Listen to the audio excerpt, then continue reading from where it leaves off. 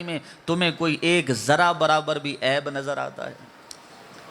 اگر میری 40 سالہ زندگی پر میرے کردار پر اگر کوئی تمہیں ایک بھی داغ ایک بھی دھبا نظر آتا ہے تو ابھی بتا دو، سارے کے سارے منہ جھکا کے واپس چلے گئے۔ تو سب سے پہلے حضور مصطفیٰ جان رحمت صلی اللہ علیہ وسلم نے جو معجزہ پیش فرمایا وہ کوئی حصی یا خارجی معجزہ نہیں تھا، بلکہ حضور مصطفیٰ جان رحمت صلی اللہ علیہ وسلم نے اپنی ذات پاک کو بطور معجزہ اور بطور دلیل پیش کر دیا۔ اچھا، پھر بڑی قابل غور بات ہے، توجہ رکھیے گا۔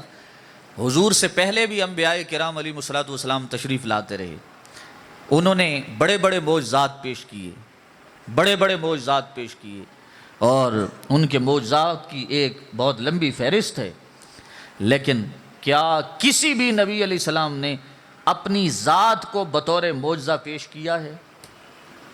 نہیں ملے گا کہیں آپ کو کہ کسی بھی نبی علیہ السلام نے اپنی ذات کو بطور معجزہ پیش کیا ہو، بالکل کہیں بھی نہیں کیا۔ کیوں نہیں کیا؟ وجہ کیا ہے؟ وجہ کیا ہے؟ کیا ان کی زندگیاں بے مثال نہیں تھیں؟ کیا ان کی زندگیاں پاکیزہ نہیں تھیں؟ کیا ان کی زندگیاں اعلیٰ کردار کی مالک نہیں تھیں؟ کیا ان کے کردار پر کوئی شخص انگلی اٹھا سکتا تھا؟ انہوں نے اپنی ذات کو بطور معجزہ پیش نہیں کیا، لیکن حضور کی ذات نے اپنی ذات کو بطور معجزہ پیش کیا۔ اس کی وجہ کیا ہے؟ اس کو ذرا سمجھیے گا بھائی۔ اس کی وجہ یہ ہے کہ بے مثال زندگی تو ان کی بھی تھی، اور بے مثال زندگی حضور کی بھی تھی۔ تو کیا بے مثال زندگی دلیل نبوت بن سکتی ہے؟ اگر بے مثال زندگی دلیل نبوت بن سکتی تو پھر پہلے انبیاء کرام بھی اسے دلیل نبوت کے طور پہ پیش کرتے، نہیں کی۔ بھئی بے مثال زندگی ہونا، یہ چند لوگ بیٹھے ہوں تو ان میں سے بھی کوئی ایک شخص ایسا ہوگا کہ جس کی زندگی ان میں سے بے مثال ہوگی، تو پھر کیا معاذ اللہ اس کی زندگی دلیل نبوت بن گئی؟ نہیں۔ بے مثال زندگی ہونا، اگر دلیل نبوت بن سکتی تو پہلے بھی پیش کر دیتے۔ بات سمجھ رہے ہیں نا؟ اگر بے مثال زندگی ہونا دلیل نبوت بن سکتی تو وہ پہلے انبیاء کرام بھی دلیل نبوت کے طور پر اپنی بے مثال زندگی کو پیش کر سکتے تھے، انہوں نے نہیں کی، حضور نے کی ہے۔ تو پھر پتہ چلتا ہے کہ حضور کی زندگی فقط بے مثال نہیں تھی۔ اللہ کرے آپ اس بات کو سمجھ سکیں۔ حضور کی زندگی فقط بے مثال نہیں تھی، بلکہ بے مثالی میں ایسی باکمال تھی کہ جس کی مثال نہ پہلے ملتی تھی اور نہ قیامت تک مل سکتی ہے۔ اس وجہ سے اتنی بے مثالی نے باکمال زندگی حضور نے اسے دلیل نبوت کے طور پہ پیش کر دیا، اس لیے کہ وہ دلیل نبوت بننے کے قابل تھی۔ وہ دلیل نبوت بننے کے قابل تھی، اس لیے حضور مصطفیٰ جان رحمت صلی اللہ علیہ وسلم نے فرمایا فَقَدْ لَبِسْتُ فِيكُمْ عُمْرًا مِّن قَبْلِهِ أَفَلَا تَعْقِلُونَ۔ ارے نادانوں، ارے ظالموں، میری 40 سالہ زندگی تمہارے سامنے پڑی ہے، کھلی کتاب ہے، اسے کھول کے دیکھ لو۔ اگر اس میں کوئی ذرا برابر بھی تمہیں عیب اور نقص نظر آتا ہے تو ابھی بتا دو۔ سارے منہ جھکائے واپس چلے گئے۔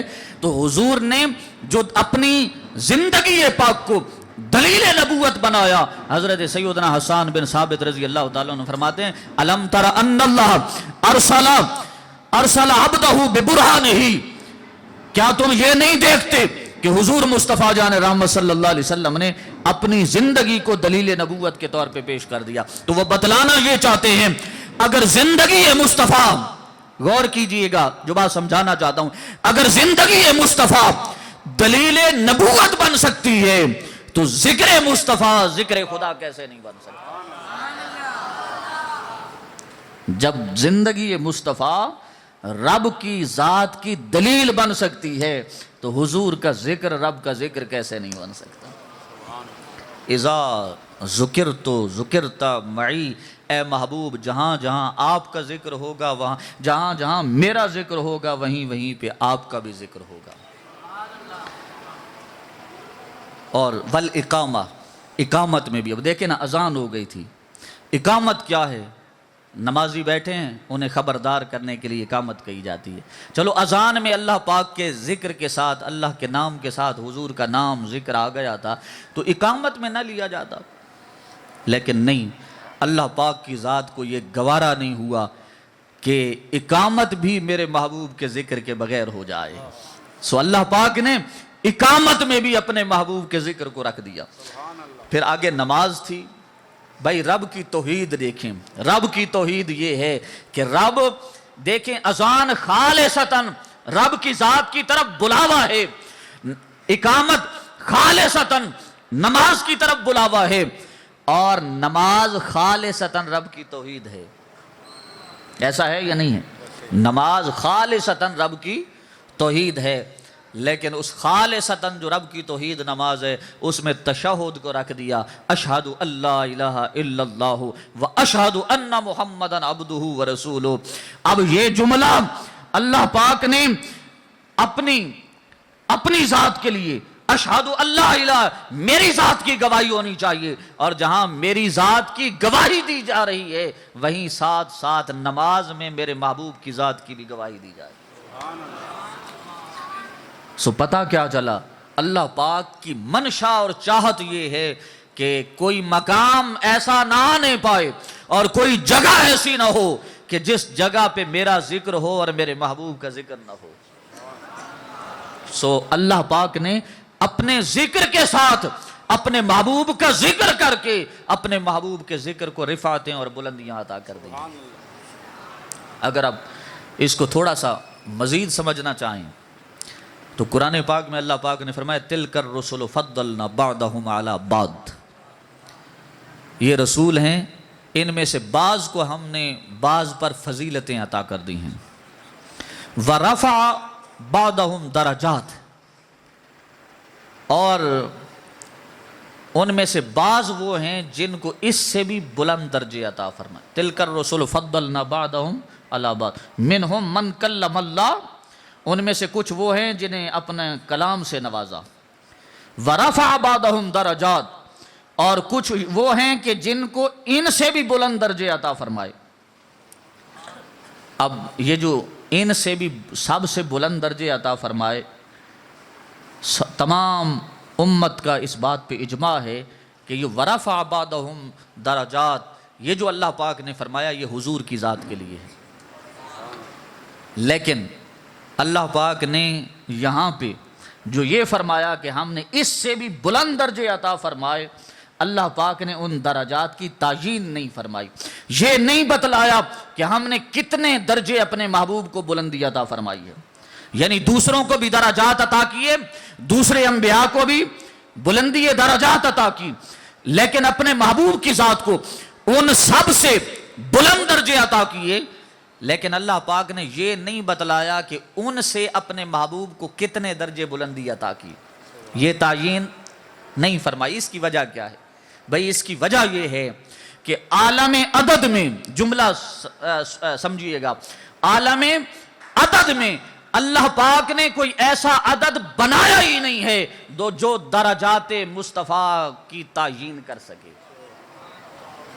عالم عدد میں اللہ پاک نے کوئی ایسا عدد بنایا ہی نہیں ہے کہ جو عدد حضور کے درجات کی گنتی کر سکے، جو حضور کے درجات کی تعیین کر سکے۔ اس لیے اللہ پاک نے اپنے محبوب کریم صلی اللہ علیہ وسلم کے درجات کو جو رفعتیں عطا کی ہیں ان کے بارے میں یہ وضاحت نہیں کی کہ کتنی بلندی عطا فرمائی۔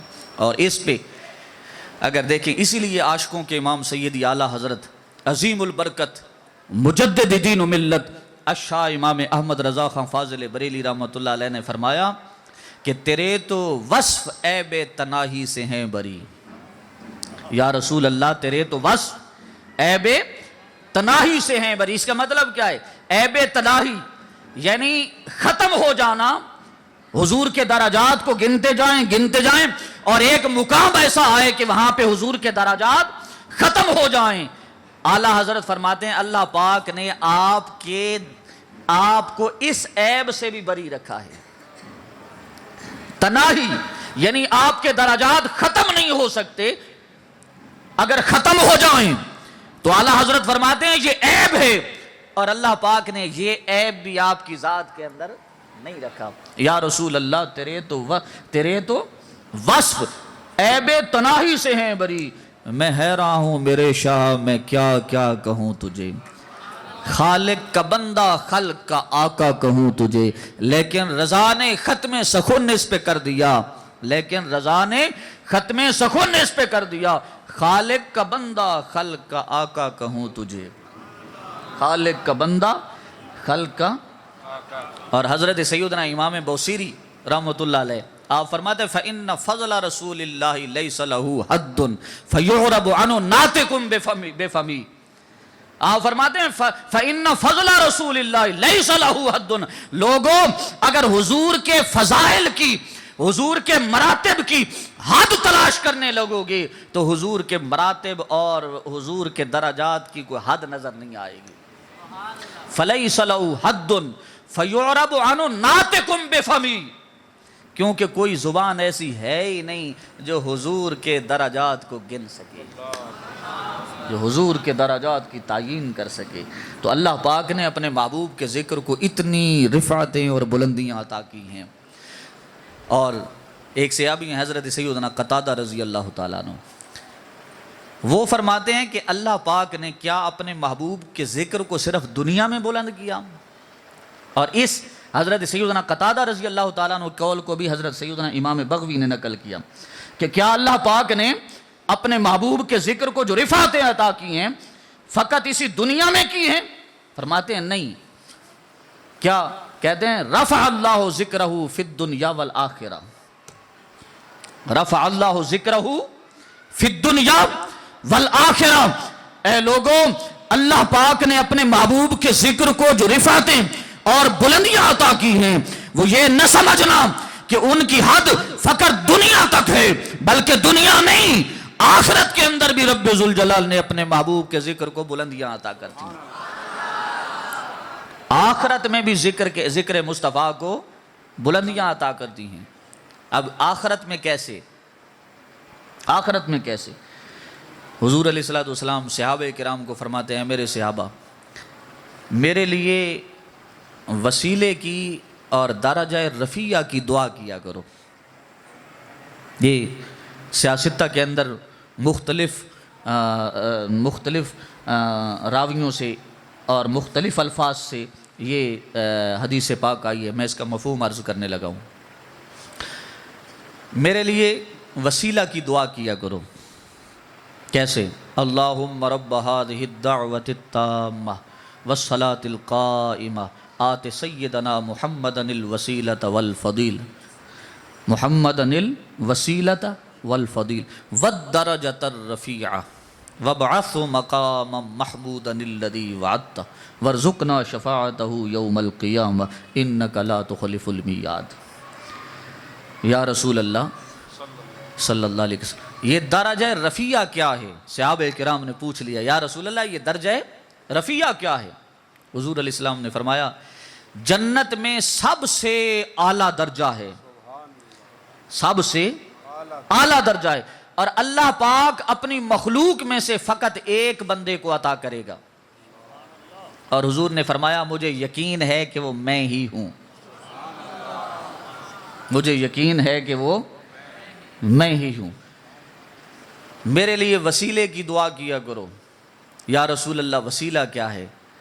فرمایا عرش کی دائیں جانب، حضور نے فرمایا عرش کی دائیں جانب اللہ پاک کے کرسی لگائے گا، جس کرسی کا نام اور اس مقام کا نام مقام محمود ہوگا۔ یا رسول اللہ جب آپ کو یقین ہے کہ درجہ رفیع بھی آپ کو عطا کیا جائے گا، مقام محمود بھی آپ کو عطا کیا جائے گا، تو پھر ہم اس کی دعا کیوں کریں؟ حضور نے فرمایا جو جو دعا کرے گا میری شفاعت اس کے لیے واجب ہو جائے گی۔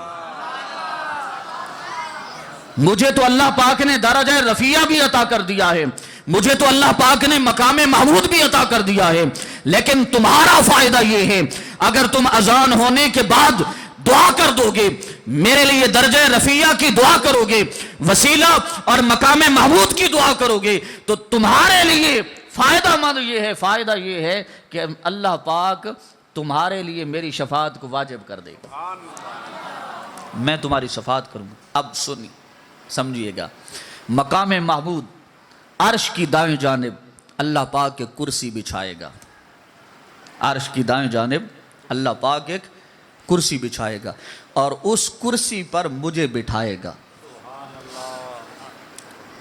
یہ ہوگا مقام محمود۔ اور مقام محمود کا مطلب کیا ہے؟ ایسا مقام جس کی تعریف زمانہ کر رہا ہوگا، ہر کوئی تعریف کر رہا ہوگا۔ حضور نے اس کی خود وجہ، حضور نے خود بیان فرمایا کہ یہ مقام محمود کا مطلب کیا ہے۔ الذی یحمدہ الاولون والآخرون، فرمایا وہ مقام محمود یہ ہوگا کہ جو پہلے گزر چکے ہوں گے وہ بھی اور جو بعد میں آئے ہوں گے وہ سارے کے سارے وہیں پہ کھڑے ہو کے واہ واہ واہ واہ کر رہے ہوں گے، سارے وہاں۔ یحمدہ الاولون والآخرون، میں اس کا ترجمہ کر رہا ہوں، وہ سارے کے سارے یحمدہ، وہ سارے کے سارے میری تعریف کر رہے ہوں گے، واہ واہ کر رہے ہوں گے کہ یا رسول اللہ آپ کو رب نے کتنا بڑا مقام عطا فرما دیا، کتنا بلند و بالا مقام عطا فرما دیا۔ یہ ہے رفع اللہ ذکرہ فی الدنیا والآخرہ۔ یہ اہل معاشر اکٹھے ہوں گی، ساری مخلوق آئی کھڑی ہوگی، اہل معاشر۔ آپ تھوڑا مسکرا لیں، ہنس لیں، محفل میں بیٹھے ہیں کیونکہ آپ دین پڑھنے والے لوگ ہیں نا، اچھی بات ہے، آپ اچھے لگتے ہیں، خوبصورت لگتے ہیں، معذرت۔ یحمدہ الاولون والآخرون، یحمدہ الاولون والآخرون، وہ ایسا مقام ہوگا جو پہلے گزر چکے تھے وہ بھی اور جو بعد میں آئے وہ سارے کے سارے میری تعریف کر رہے ہوں گے، اور سامنے وہ سارے اہل معاشر ہوں گے، ساری مخلوق اکٹھی ہوگی۔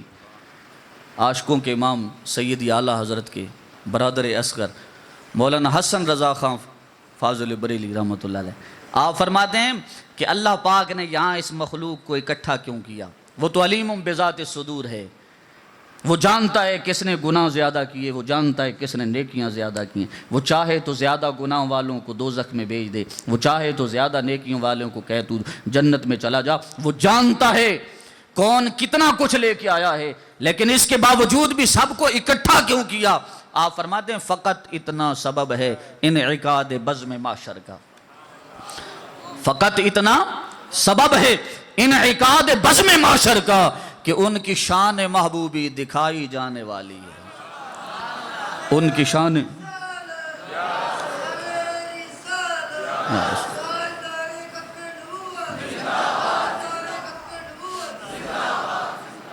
وہ کہتے ہیں فقط اتنا سبب ہے انعقاد بزم معاشر کا، بزم معاشر سجانے کا مقصد ہی فقط اتنا ہے کہ ان کی شان محبوبی دکھائی جانے والی ہے۔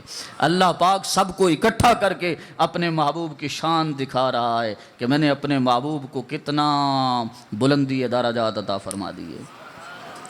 اور اس مقام پر حضور فرماتے ہیں میں رب کی بارگاہ میں سجدے میں گر جاؤں گا۔ جب مقام محمود عطا ہوگا، میں بات کو ختم کر رہا ہوں، جب مقام محمود عطا ہوگا تو میں اس وقت سجدے میں گر جاؤں گا، تو اللہ پاک مجھے سجدے سے اٹھائے گا جیسا کہ اس کی شان کے لائق ہے۔ اللہ پاک فرمائے گا محبوب سجدے بتھیرے ہو گئے دنیا میں، جب آپ سجدے کرتے